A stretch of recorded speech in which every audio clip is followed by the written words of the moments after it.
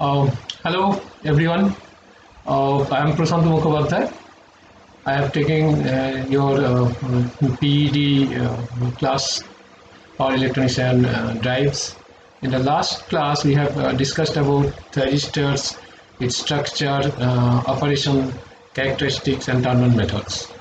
In this class, so we'll discuss about thyristor turn-on methods, how a thyristor, when it is in conduction mode, how it can be taken back into the off condition. So there are several ways properly implement the thyristor turn-up methods like natural, forced, and dynamic. So in forced commutation, there are again several subcategories like class A, class B, class C, class D, and class E. So whatever we will discuss today, that is how a brief description or introduction of this turn-up methodology. Then there are main turn-up methods, that is natural commutations, forced commutation, and again forced commutation is, as I told you, class A, class B, class C, class D, and class C commutations, and dynamic turn-off switching characteristics. Now, in earlier class, I have talked about the SCS turn-on methods that it can be turned on by applying appropriate positive gate voltage between gate and the cathode terminals, but it cannot be turned off to the gate terminal. So SCR can be brought back to the forward blocking state from the forward conduction state, so by reducing anode or forward current below the holding current level. If you remember that the characteristics, VI characteristics of the SCRs, you find that the IH, that is the holding current, which was just below the latching current. So if you want to turn off a thyristor from conduction mode to the off mode, so you have to reduce the anode current, so below this blocking current, so holding current. So this turn-up process is also called, it's a commutation. What is the meaning of commutation? Commutation means the transfer of current from one path to another. So commutation circuit does the job by reducing forward current to zero, so as turn off the thyristor. So turn off of conducting SCR, what are the conditions you must have to satisfy so that thyristor can be turned off from its conduction state. So that is, the anode or forward current of the thyristor must be reduced to zero or below the level of holding current, and next a sufficient reverse voltage must be applied across the SCR to regain its forward blocking state. So once again I am repeating it, the anode or forward current of SCR must be reduced to zero or below the level of holding current, and next a sufficient reverse voltage must be applied across the thyristor to regain its forward blocking state. So when the SCR is turned off by reducing forward current to zero, there exist the excess charge carriers in different layers. You know, thyristors are having a 4-lever device, PN, PN. So when thyristor is turned off, so by reducing forward current to zero at different layers, excess charge carriers must exist. To regain the forward blocking state of an SCR, this excess carrier must be recombined.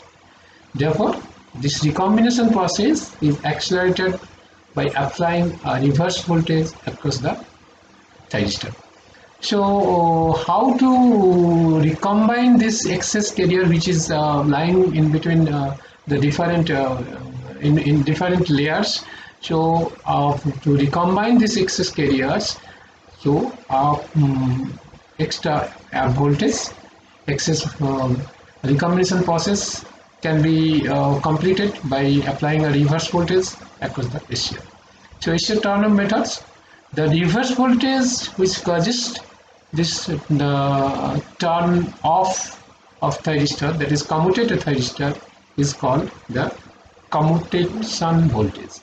So this reverse voltage which is applied across the thyristor for recombination of the excess carriers is known as the commutation voltage, because this voltage is necessary for turning off the thyristor. So depending on the commutation voltage location, the commutation methods are classified into two major types. One is forced commutation and another is natural commutation. So let us discuss what is forced commutation, what is natural commutation. So let us start with natural commutation. So natural commutation, the source of commutation voltage is the supply source itself. If the SCR is connected to an AC supply, at every end of the positive half cycle, the anode current goes to natural current 0, and also immediately a reverse voltage is applied across the SCR. These are the conditions of turn off the SCR. See here. So this method of commutation is also called the source commutations or line commutations or class F commutations. This commutation is possible. Why it is possible? With the commutated inverters, control rectifiers, cycloconverters and AC voltage regulators, because the supply is the AC source in these converters. You are seeing this is the circuit. Here AC source is applying, and this is the thyristors. So it is the load. Now if we apply this is the voltage source, this is source, it's the AC source, and if you apply a gate signal, it will turn on and say this is the load current. You see load current at this point, see, this is the voltage is naturally goes to the next negative half. So that means current automatically goes to 0, and a reverse voltage is also applied across the thyristors for this negative half cycle, and as a result the thyristors go on commutation. So this is known as the natural commutations. Now come to the forced commutations. The forced commutation, say in DC circuits, there is no natural current in 0. So to turn off the SCRs in such circuits, forward current must be forced to 0 with an external circuit to commutate the SCR, hence named as a forced commutation. Once again I am telling, for whenever we are talking about DC circuits, definitely the voltage source is also a DC, which no such case of natural current 0 or to turn off the thyristor is happening here. In such circuits, forward current must be forced to 0 with an external circuit to commutate the SCR, hence the name is forced commutation. This commutating circuit consists of components like inductors, capacitors, which is called the commutating component. These commutating components are the cause to apply a reverse voltage across the SCR that immediately brings the current in the SCR to 0. So once again I am telling, since you are taking forcefully the anode current to 0, so to applying this say reverse voltage, so this some components are used here, that is inductors, capacitors, etc., and this come by this way. So you are bringing the anode current of the SCR to 0. So based on the manner in which the 0 current achieved and arrangement of the commutating component, forced commutation is classified into different types such as class A, class B, class C, class D and E. This commutation is mainly used in chopper and inverter circuits. So class A commutation, it is also known as self commutation or resonant commutation or load commutations. So self, resonant or load commutation. In this commutation, the source of commutation voltage is in the load. This load must be an underdamped RLC supplied with a DC supply so that natural 0 is obtained. Underdamped RLC load which is supplied with a DC supply so that natural 0 is obtained. The commutating components L and C are connected either parallel. L and C is connected either in parallel or series with a load R as shown in below. Of the SCR current, voltage and capacitor voltage. See, this is your load in parallel with capacitors. This is load and load in series with capacitors. So see, since this is two test circuits, this is gate current, this is the capacitor voltage, okay, and this is the thyristor current, and this is again the thyristor voltage, okay. So this is it's turn off. This time is turned off. So the value of the load resistance and commutating components are so selected that they form an underdamped resonance circuit to produce natural zero. So be careful. This resonant commutating component value should be selected in such a way that it form an underdamped resonance circuit so that natural zero is naturally produced. When the thyristor or resistor is triggered, the forward currents that start flowing through it, and during this the capacitor is charged up to the value of E. This capacitor is in charge up to the value of E. Once the capacitor is fully charged, more than the supply source voltage, the SCR becomes reverse biased, and hence the commutation of the device happens. The capacitor discharges to the load resistance to make ready the circuit for the next cycle of operation.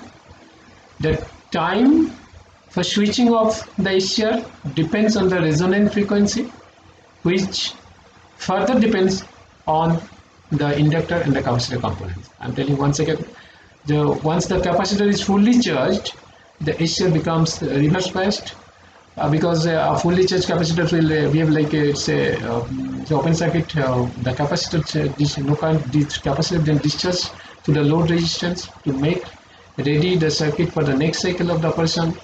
The time for switching off the SCR depends on the resonant frequency, which further depends on the the resonant frequency depends on this inductor and C components, the capacitor components. This method is simple and reliable for high frequency operation, which is in the range above 1000 Hz. This type of commutation circuit is preferred due to high values of L and C components. So this is as a whole is about class A commutation. Once again, I'm repeating this, since this commutations is also called self commutations or resonant commutation or load commutations. So source of the commutation voltage is of course in the load. This load must be underdamped RLC supplied with DC supply, so the natural zero is obtained. The commutating component L and C are connected say either in parallel or series with the load resistance. This is load resistance RL. So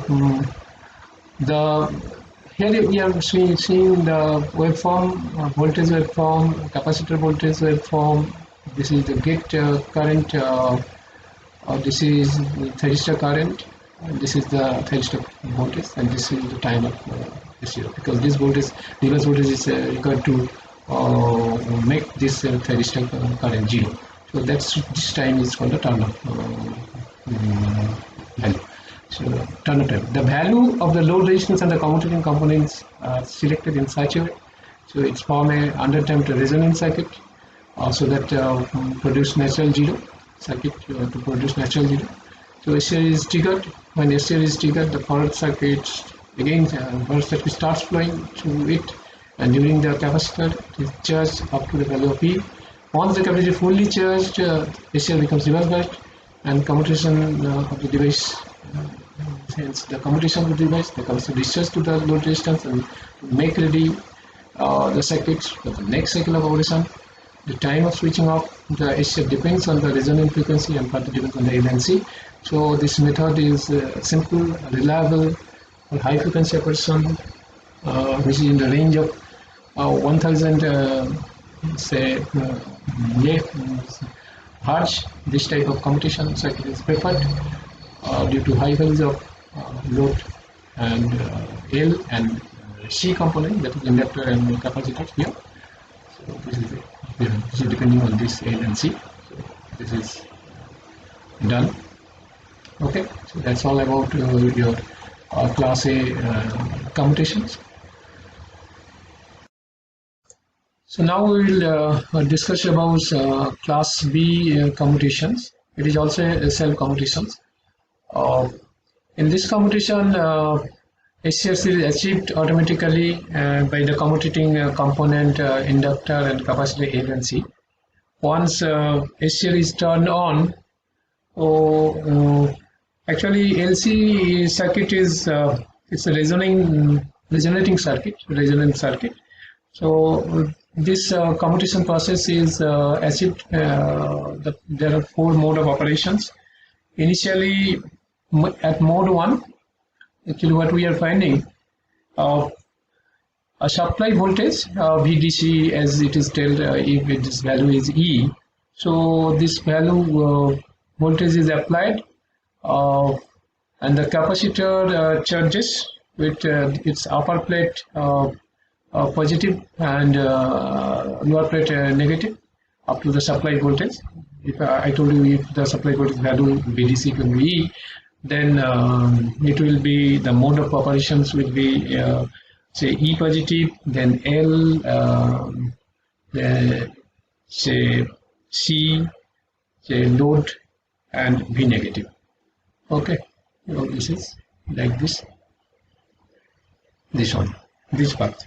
At mode 2, suppose when gate pulse is applied to the thyristors, so it will, this thyristor will be turned on, constant current, this load current, it will flow to, say it's load and capacitors. So it will actually, when the at mode 2, when gate pulse is applied across the thyristors, so thyristor will be turned on, constant current will flow to the load, and capacitor discharging current will also flow. The load current will flows to this following part, that is this positive terminal, then thyristor, then load resistance, then again this path, and the capacitor discharge to the path is this path, C, L, then HCR, then again C negative. Now when the capacitor is completely discharged, it starts to charge with reverse polarity. Okay, when the capacitor is completely discharged, it's charged to starts charging with reverse polarity. Due to the reverse polarity of the capacitor voltage, the commutating current IC, this is the commutating current IC, so it will in this way it will oppose the load current, and as a result, so actually thyristor current will be this load current minus this say capacitor current. So this will be IL minus IC. So as soon as this commutating current, this that is more than the load current, so thyristor becomes turned off. Okay, as soon as the commutating current IC is greater than this load current, thyristor become turned off. And at mode 4, when thyristor is turned off, capacitor again starts to charge with upper plate positive, and lower plate negative. When capacitor is fully charged, thyristor will operate in the forward blocking state, and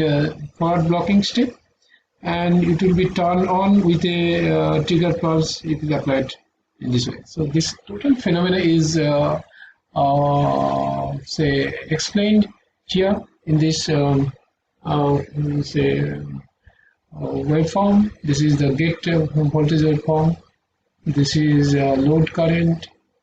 This is the thyristor current. And this is thyristor voltage. And this particular time, so this is the reverse voltage which is required for the recombination of the excess charge carriers at different layer. So this and after totally this This is the load current. This come to 0 at this point. So this time is the turn off time. Okay, so that's all about your class B commutations. So now we can talk about. So now we will discuss about class C commutation. So this type of commutation, the main SCR is commutated in connected in series with the load and an additional or a complementary SCR. SCR2 is connected in parallel with the main SCR. So that's why this method is also called a complementary commutation. So here, what we are finding at the first stage, say thyristor turns off with a reverse voltage of a charged capacitor. This is shown the figure here, complementary commutation process. Both thyristors are in off state because SCR1 and SCR2 both are in off. So the capacitor voltage is also 0. Now SCR1 or main thyristor is triggered. This is SCR1. So now what will happen? The current starts flowing in two directions. One is through this way from positive of the input voltage to load resistance, then main thyristors, and then say negative voltage, negative plate of voltage, that is E negative. And another part is the current, charging current, that is this is positive. Then this resistance,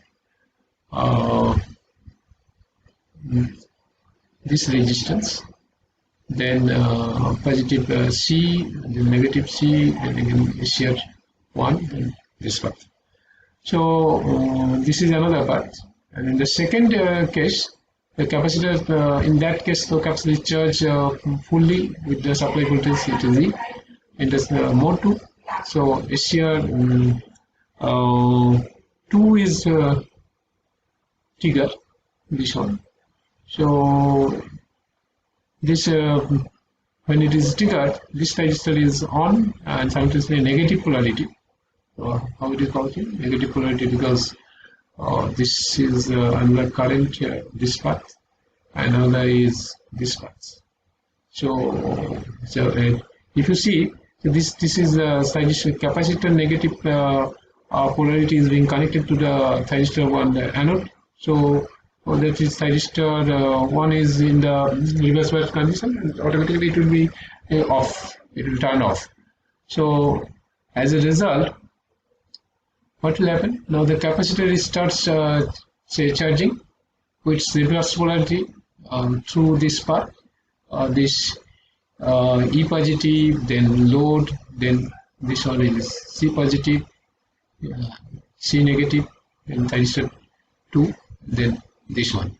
Okay, and again, if SCR1 is triggered, so discharging current of the, now what we are finding in the, when this is triggered on, so this is another one part, and another part is this.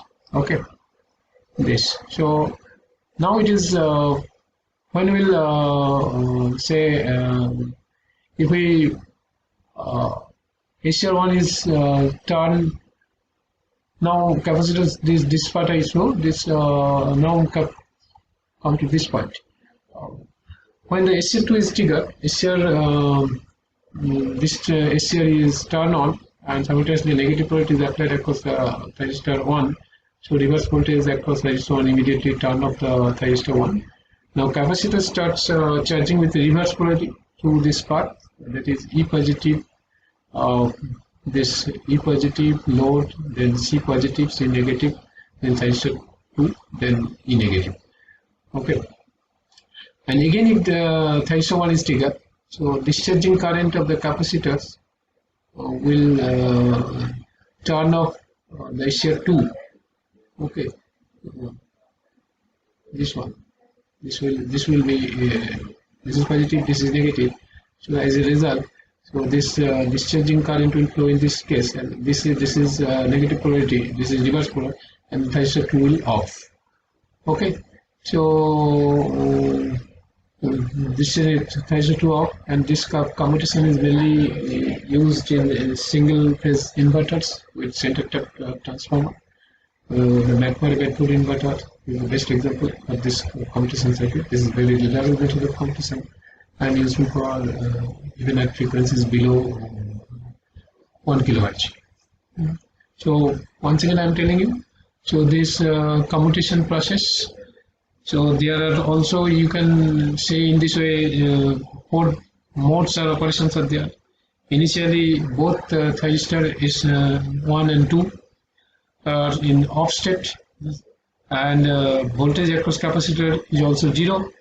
The conditions of thyristor 1 and thyristor 2 and capacitor may be stated as T1, this HCR1 is off, this HCR2 is off, and capacitor voltage is 0.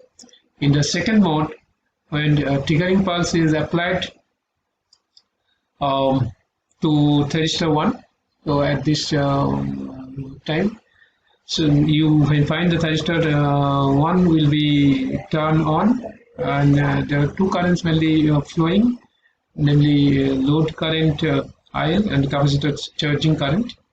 Load current IL and capacitor charging current will flow this path to this path, and another is to this path. Okay, so at steady state condition, capacitor is fully charged to this supply voltage with polarity as shown. Now, what is this condition can be represented as thyristor 1 is on, thyristor 2 is off, and this capacitor voltage is equal to this supply voltage. Now at mode 3, we are finding, so triggering pulse is applied at the thyristor 2, which is the complementary thyristor, and this will turn on, and thyristor conducting a negative, thyristor 2 is on and starts conducting. A negative polarity voltage is applied across thyristor 1, which will be in reverse bias and turned off immediately, and therefore the commutation of main thyristor HCR1 is possible. So by turning on this HCR2, then capacitor C is charged to the load, and its polarity becomes reverse. The charging path of the capacitor is like this: this positive, then load, then C positive, C negative, then this, and this one.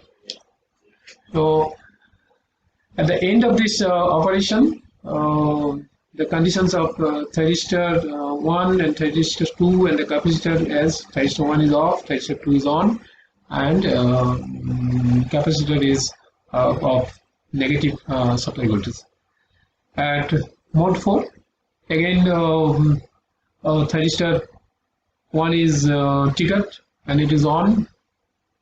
Okay, it is on, and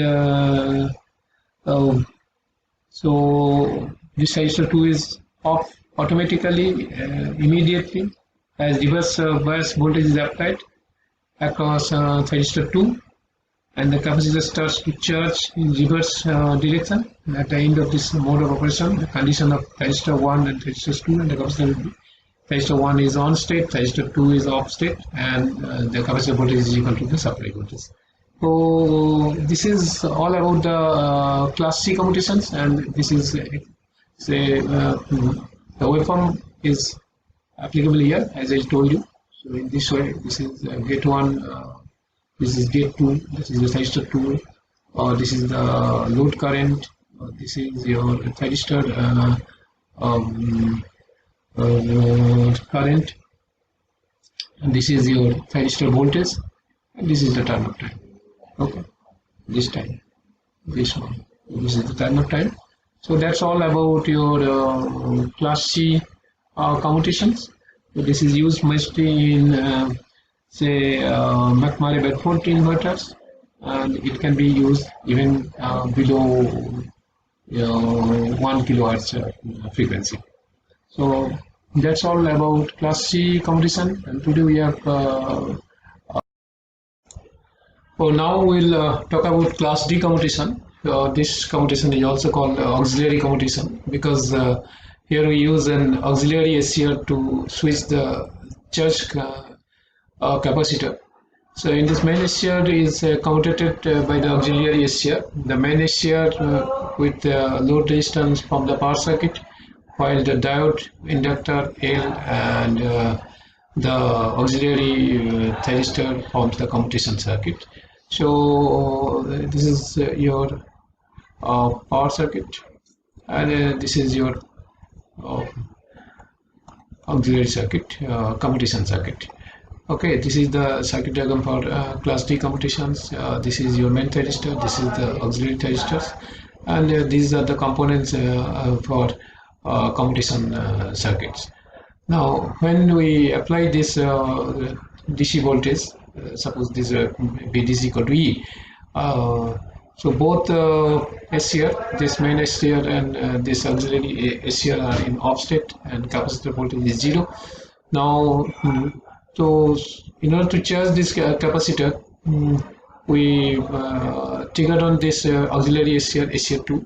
So the capacitor charges to this part, this positive, then C positive, C negative, then this thyristors, then this load resistance, and then this negative plate of the source voltage.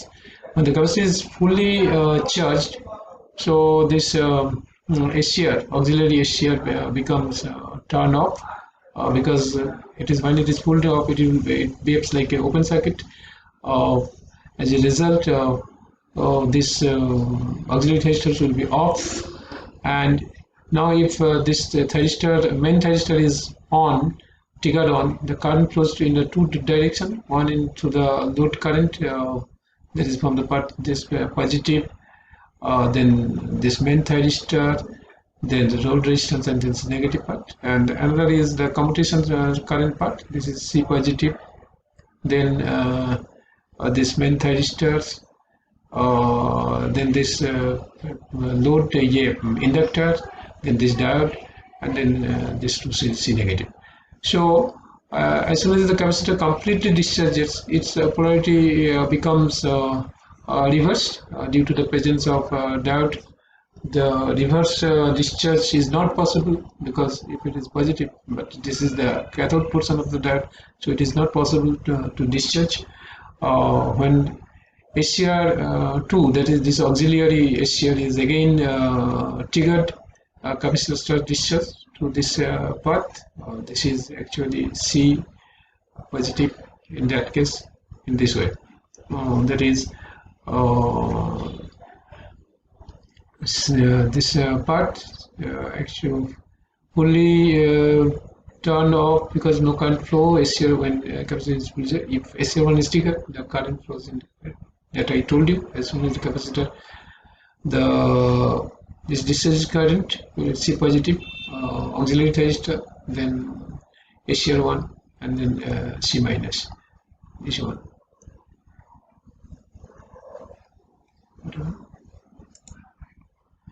So this way, okay, this way, but this is not possible as soon when this current, capacitor current is more than this thyristor current, then the main thyristor will off. The capacitor starts charging. When this discharging current is more than this load current, the main thyristor will become off. Again, capacitor starts charging to auxiliary thyristors to supply voltage, DC supply voltage, and then SCR2 is turned off. Both SCRs are turned off, and the above cyclic process is repeated. Mostly this commutation method is mainly used in inverters and also used in the Jones chopper circuit. We have shown here the circuit wave diagram. This is the gate supply for main thyristor. This is for auxiliary thyristor. and this is your load current. This is thyristor 1 current.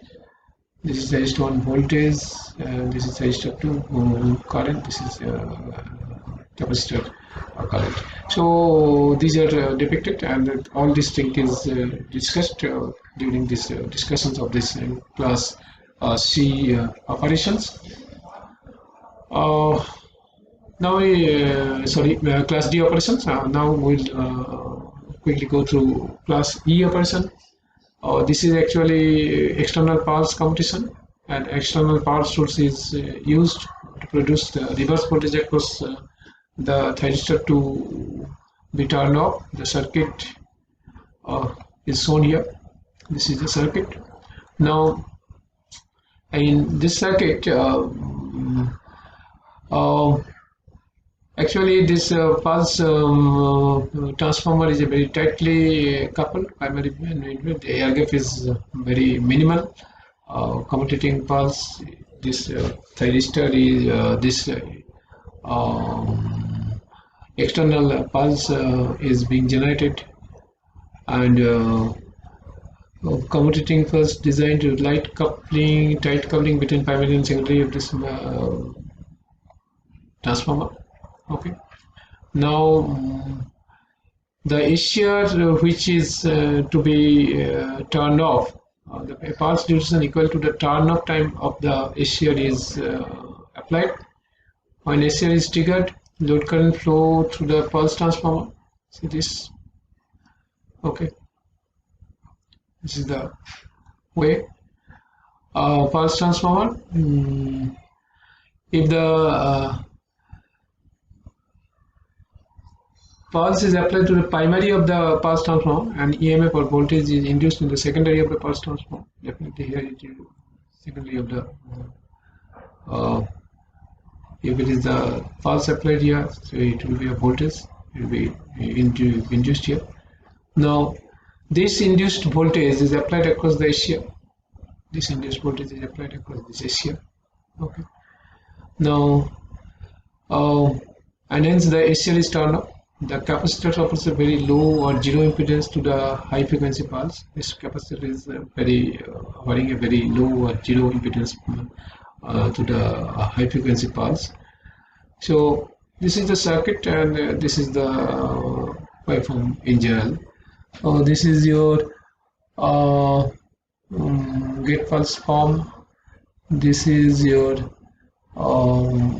say thyristor voltage, the primary voltage, this is which is supplied by the pulse transformer, and this is the thyristor current. Okay, so that's all about this. Now quickly we'll go to the dynamic term of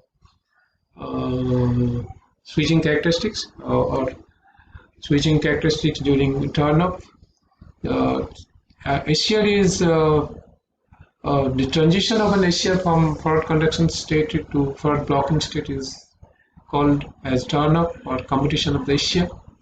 And you know, once SCR starts conducting, gate has no control over it, so bring back to the forward blocking or off state. To turn off the SCR, the current must be reduced to the level below the holding current, as I told you during our discussions of various methods of turn off.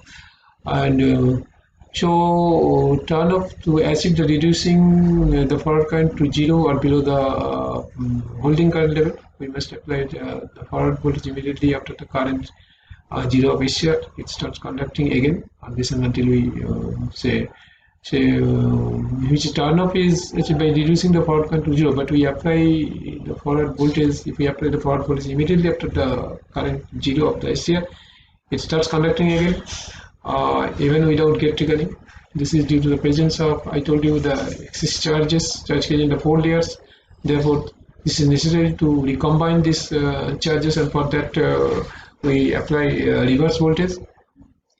Hence, turn off is defined as time between the instant the anode current becomes zero and the instant at which the SCR retains with the forward blocking capability. The excess charge carriers from the 4 layers must be removed to bring back the SCR to the forward conduction mode. This process takes place in 2 stages. In the first stage, excess carriers from outer layers are removed, and in the second stage, excess layers in the inner 2 layers are to be removed. So outer 2 layers in the first stage and the inner 2 layers in the second stage. So removed, that is inner 2 layers are to be recombined, and the total turn-up time is TQ is divided into 2 intervals: reverse recovery time TRR and gate recovery time TGR. So that is shown in the figures of the SCR carriers. The time T1 to T3 is called as the reverse recovery time here. It is T1 to T3 is called the reverse recovery time. And at instant T1, the anode current is 0 and builds up the reverse direction. In the reverse direction, which is called as the reverse recovery current. This current removes the excess charge carriers from outer layers during the time T1 and T3.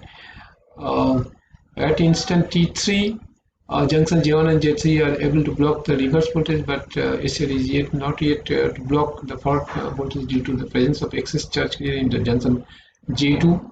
These carriers can be dissipated only by the way of recombination, and this could be achieved by maintaining a reverse voltage across the SCR. So hence during the time T3 to T4, the recombination of the charge takes place, and at the instant T4, junction J2 is completely recovered. This time is called the gate recovery time. So from the figure, we see turn-up time intervals between T4 and T1. Generally, this time varies from say 10 to 100 microseconds. The turn-up time TQ is applicable to the individual SCR. This turn-up. So this time recorded by the commutation circuit to apply the reverse voltage to commute the SCR is called the circuit turn-up time TC. For safety margin or reliable commutation, this TC must be greater than TQ, otherwise commutation failure occurs. The SCRs which have slow turn-up time, as in between 50 to 100 microseconds, are called the converter gate SCRs. So they are used in the phase control rectifiers, cycle converters, say AC voltage regulator, etc. The SCRs which have first turn-up time in between 3 to 15 microseconds are inverter gate SCRs. These are costlier compared to converter gate and are used in choppers, force commutation, commutated converters and inverters, etc. So that's all about switching characteristics during turn-off, and all these things is depicted here in this figure. That is gate voltage, anode voltage, gate current, it is called. This is anode current. Okay, this is power loss. So, and this is the time, as I told you, from T1 to T3 is say reverse recovery time, gate recovery time, T3 to T4, and so this is this two is called the turn-up time, and it is the total commutation time, that is from T1 to T5. So that's all in a nutshell about this. Once again, I am telling you. So this turn-off it is the main objective is turn-off to remove the excess carrier from outer 2 layers and from the inner 2 layers, outer 2 layers and from the inner 2 layers also. So that is one by say removing it, another by recombination it in the junction J2. So entire process is having the timing. This is as reverse recovery time and gate recovery time, etc. These all are say depicted nicely in this figures. If you go through these figures, it will be easier for you to understand the subjects of this. So in today's lesson, we have now just cover all the aspects, all the methods and switching characteristics, etc. about this turn-up methodology of thyristors.